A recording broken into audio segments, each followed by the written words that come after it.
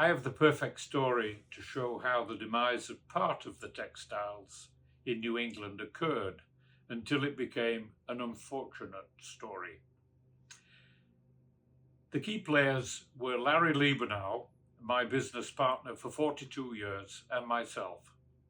I am a chemical engineer and a textile engineer from the University of Edinburgh in Scotland.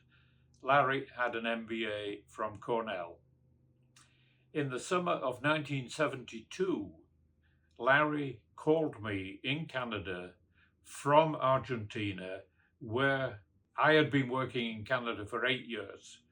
And he was calling to ask if I would be interested to come to Mexico to interview for the job of technical director of a new company that he was in the process of establishing in Mexico to produce polypropylene fiber. I was offered the job, and in 1973, my family and I moved to Mexico. The first thing the new company did for us was to send us to the Foreign Language Institute in Monterey in California to learn Spanish. We were all fluent in French, having lived in the Province du Québec, but we didn't speak any Spanish. So we went off to Monterey, which is in the southern part or middle southern part of California. We ended up with a lovely house, a rented house on the beach in Carmel, and we all ended up being completely fluent in Spanish, which we all are to this day. During my time in Mexico, I helped to build 7 new factories in the small state of Tlaxcala. The first plant started in 1974. In 1976, it was decided to purchase our 4 largest customers that had 5 weaving factories.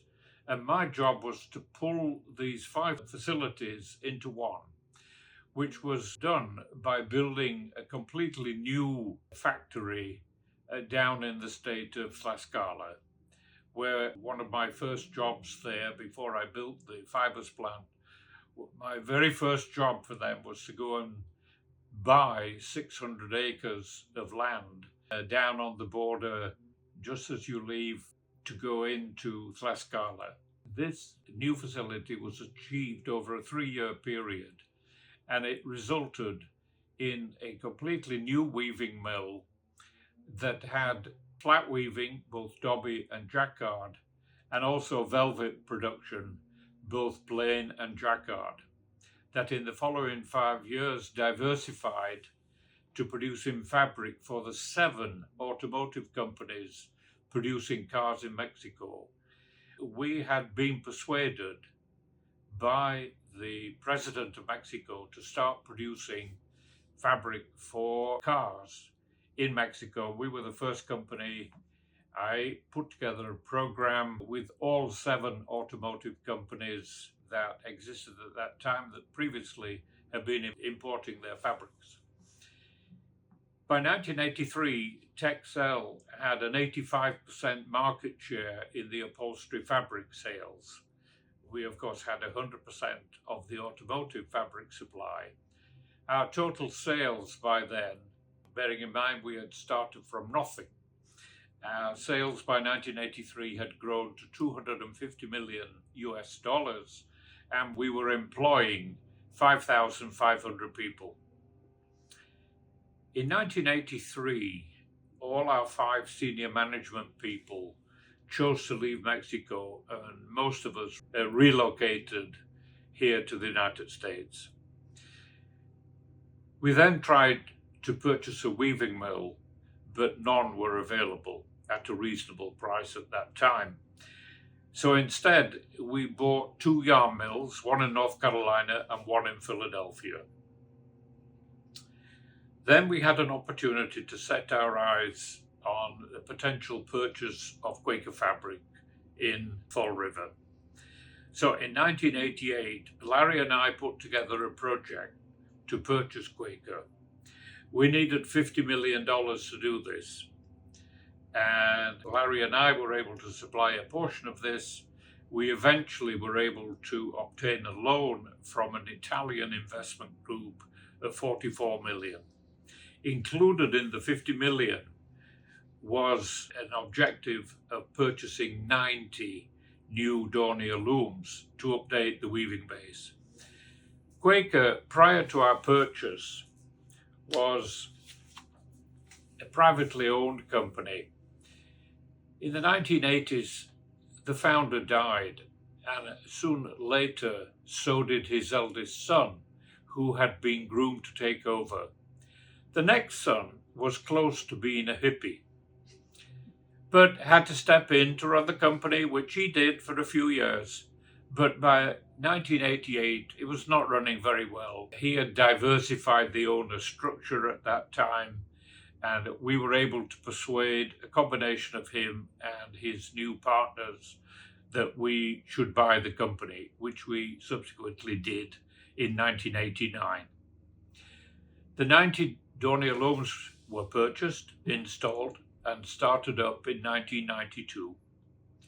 We had been able to obtain a small grant from the state of Massachusetts to help train our weavers on the new looms. In thanks for this, we organized an opening ceremony to which we invited the governor of Massachusetts, Mike Dukakis, to attend. During Larry's speech, he made reference to our move of all the equipment from our North Carolina plant to Fall River. Within minutes, and whilst Larry was still giving his speech, Mike Dukakis was calling his various contacts, senators, etc., in Washington to inform them that textiles was moving back from the south to the north. Somewhat of an exaggeration, however, we did it. After 12 years of ownership, sales had increased. We were able to increase sales from $70 million to 400 million US dollars. In 2006, our main competitor, a company called Joan Mastercraft, had to refinance, and the major bank with whom it had a $400 million loan lost in the refinancing, had to take a haircut of 100 million. However, by March 2007, they were still losing money, and the bank forced them into bankruptcy. Unfortunately, we had financing from the same bank. In the first quarter of 2007, we made our first quarterly loss. Being a public company, which we had become since 1992, one has to give a quarterly report. The quarterly report for the second quarter of 2007, we had to indicate that there was going to be a further smallish loss. But it was too much for the bank, and despite the fact that we were implementing a major downsizing program, it was not fast enough to avoid further quarterly loss. And the bank pulled the plug and forced a bankruptcy and a liquidation, despite the fact that we had only 36 million in debt and just had one of our best high point market placement seasons. For those unfamiliar with the furniture industry, High Point in North Carolina holds twice a year in April and October a really major furniture exhibition in the world by far. There are 15 million square feet of show space in High Point, and we had done really extremely well with our placements, meaning companies taking our new fabrics, putting them on furniture and showing them in this exhibition. Next, I would like to give a short description of the financial challenges for the textile industry. One of the largest challenges for our textile industry is that the major banks and the major investment companies do not believe textiles should be made in the USA and should be made in countries with much lower labor costs. What is our current situation? Between our country and Canada, there are 30 mills largely or mainly weaving upholstery fabrics. All are small or medium or a small division of a larger company.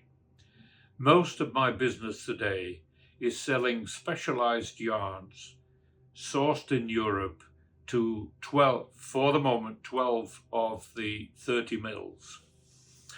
These yarns, specialized yarns, that used to be made in our country are no longer made by independent yarn producers. So if you're a weaver in this country and you want these specialized yarns, you come to my company.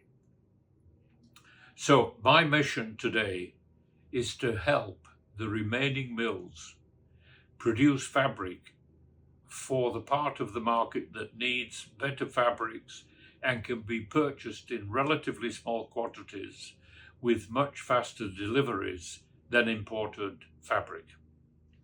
The domestically produced fabrics have much better styling and better colouring, which is really important. At this last high point market, we've had a couple of years of very poor sales in the furniture sector because everybody bought vast quantities of furniture during the couple of years of the COVID pandemic. This market sector demanding better fabrics, and today has become even more important to styling. Younger people are wanting better styled fabrics. Everybody used to buy plain, light beige coloured fabrics and one or two other bits and pieces of colours. Today, the market is becoming much more sophisticated, largely driven by the younger people in our country who are more interested than their predecessors, their parents and grandparents, buying boring upholstery. Now the market is demanding more interesting upholstery, which we are making in our country. Until recently, 70% of our country's upholstery fabrics came from China.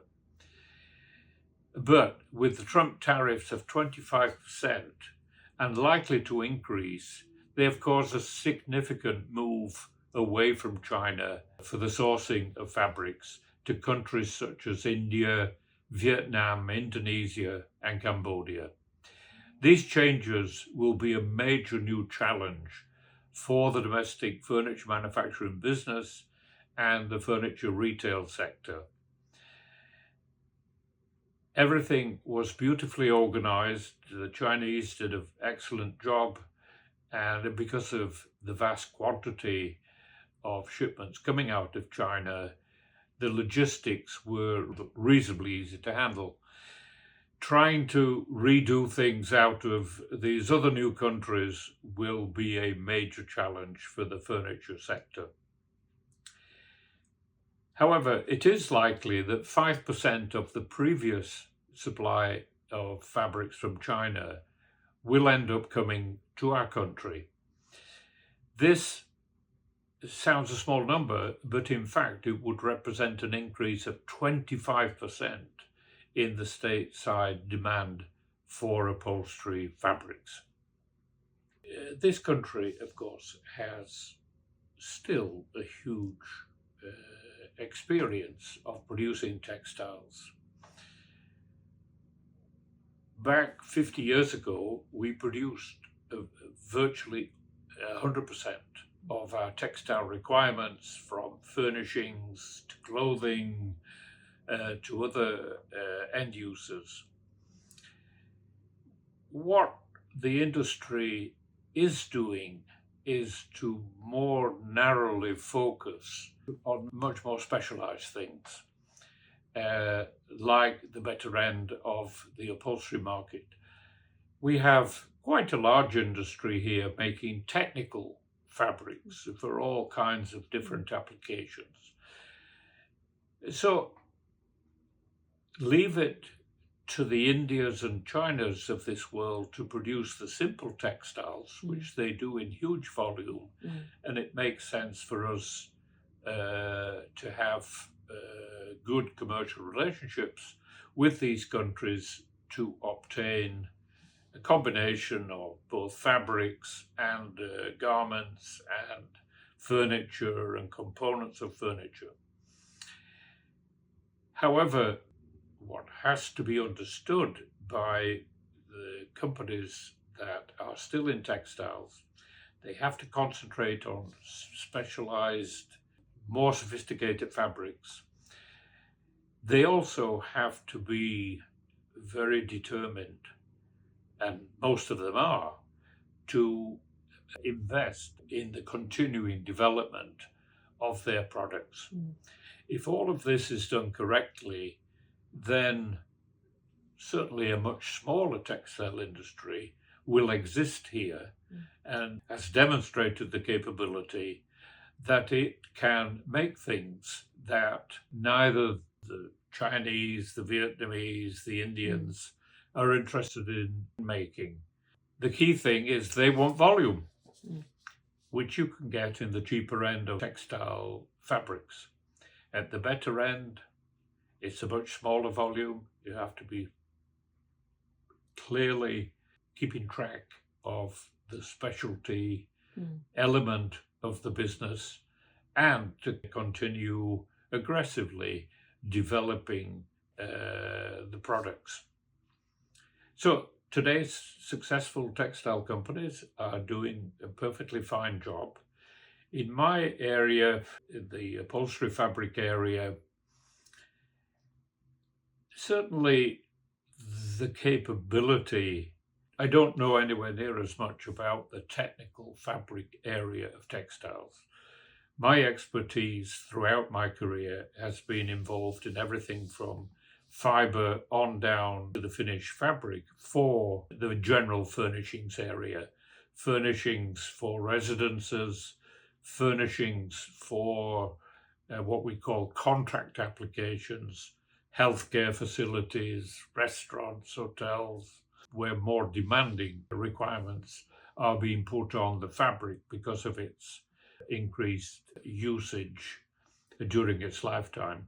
So there is space for continuing in textiles here. I think one of the challenges, however, that I see, but we're a wonderful country that has lots of experience of evolving, but when an industry reduces in size like our textiles have here, there is less and less encouragement for younger people to choose to go into the textile industry. In the future, that is going to be a challenge, but we're a great country and we know how to face challenges. And one way or another, there will be enough younger guys to keep what logically remains as a much smaller, more specialized textile industry. But that is the general situation in our country.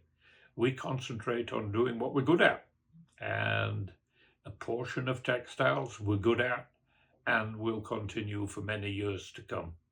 But my view of our country is that by and large we are a capitalist country, and most industries have to do it themselves. And the portion that remains of textiles, you have to figure out how to do the financing yourself. The banks are off chasing, I don't know, all the technical wonders coming out of Silicon Valley. Prefer investing there than in little old mills in Tennessee and North Carolina, which is where most of our textile mills are now. I don't see that changing, given the size now of most of our textile companies. Financing is a challenge when it has to be done essentially by companies reserving their profits for future investments. Bits and pieces here and there come from the banks, but I know from my experience and the experience of many of my customers, they absolutely cannot rely on the banks to get any important loans. However, as I indicated, there are 30 mills between Canada and here. There's 4 or 5 in Canada and 25 here in our country still producing upholstery fabrics. And it's going to grow. Who knows what on earth is going to happen with China. I know China very well. I've been to China 23 times in my career. And I know they're very, very clever and very hard work. The private sector in China are extremely capable, very hardworking people. And one way or another, they'll find ways of working through this challenge for them. And in my opinion, the way forward for our country is not bringing in very high tariffs that are currently being proposed by the newly elected president. I think it's the wrong way it is correct that China in many ways dumps fabric in our country. But the way to solve a problem like that is to sit around the table and work out better solutions. We need to have good relationships with particularly China. China, the vast amount of stuff that we buy comes out of China. Some of it is great and some of it's a bunch of rubbish. But the great stuff will survive and the rubbish won't survive. So for me, the more logical future is figure out how better to deal with particularly countries like China, Vietnam, of all things, after the history that we had with Vietnam. Our country has a fantastic relationship with Vietnam. I personally have friends that the man of the couple, had fought in the war against Vietnam, dropping bombs on Vietnam, is now in there as a special representative for our government, working very closely with the Vietnamese. And I don't know all that much about Vietnam. I've never been to Vietnam. They are doing a very good job. Their challenge is that they only have 100 million people, as opposed to their neighbors China with 1.4 billion people. From what I've heard, Vietnam is now filling up, and there's only a certain amount more business can be done there because of the limit of people. Now, I've no idea what their immigration policies are. I don't know. My general experience in that whole area is it's not all that easy to move from country to country in that area. The languages are different, the culture is quite different, and I don't think there's a great deal of movement of people back and forth between the countries. But the future may bring something different. Vietnam's done an excellent job. It is a big challenge. One of our main competitors in the yarn area has chosen, seems a bit of a strange decision, but they have a facility in Taiwan, and they've recently moved it to Vietnam. He thought he would be able to start this operation up. All he did was move the equipment and send his brother over there to learn Vietnamese. But it's taken them months longer because things just aren't available in Vietnam. Simple things like dye tubes. So nobody makes dye tubes in Vietnam, so he's having to import them from different parts of the world.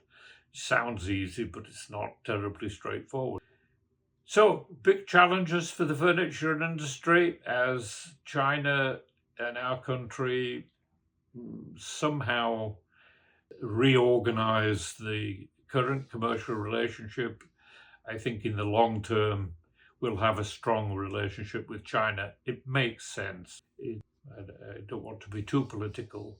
I think it's unfortunate the attitude of the current president of China.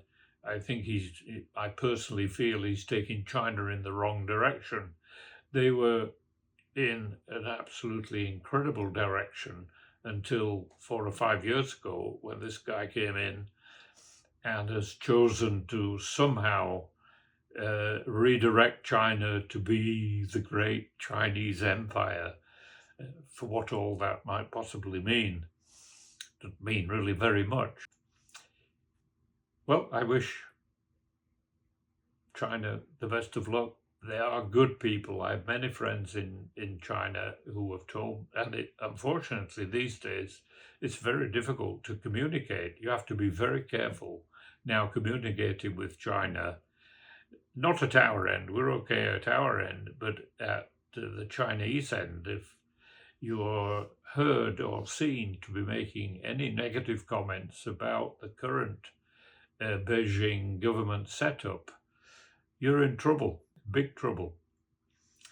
Which again is very unfortunate for a country that it's a fantastic country and has fantastic history, challenging history, but has came through it extremely well from the year 2000, when they could feed themselves and clothe themselves and be able to start exporting everything that they were making, until over a 20-year period, they changed the world.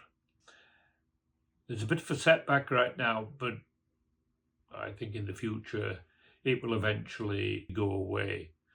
Unfortunately, this guy changed their constitution so that he's effectively there for life. Hopefully it's a shorter life than some were expecting.